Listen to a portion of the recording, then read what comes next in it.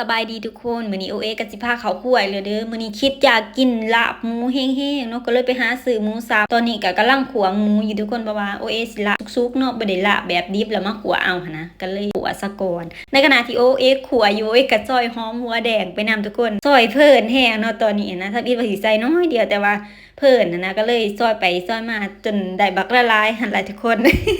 เพิ่นแห้ง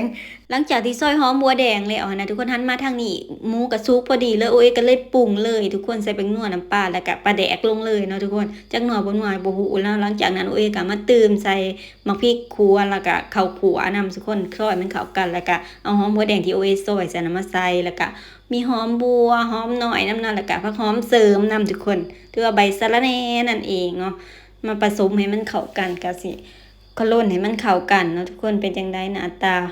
กินได้บ่ บ่ฮู้เขาสิเอิ้นก้อยหรือเอิ้นลาบทุกคนก็บ่มั่นใจคือกันแต่ว่าบ่ได้ใส่มะนาวซ้ำเนาะทุกคนหามะนาวบ่พอนะก็เลยกินแบบนี้เลยคิดอยากมาแต่โดนแล้วเนาะได้มายามใดก็มีแต่เอาไปผัดกะเพราเฮ็ดต้มจืดไปซั่นเนาะบ่ได้เฮ็ดลาบจักเทื่อทุกคนมื้อนี้คิดอยากแฮงก็เลยมาเฮ็ดกินซะเนาะเพราะว่ามื้อนี้ก็ได้เครื่องมาครบมันนะแต่ละเทื่อได้บ่ครบมันนะได้บางทีก็ซื้อแต่หมูมาเด้ทุกคนอยู่เพื่อนมันผัดบ่มีผักหอมน้อยหันนะ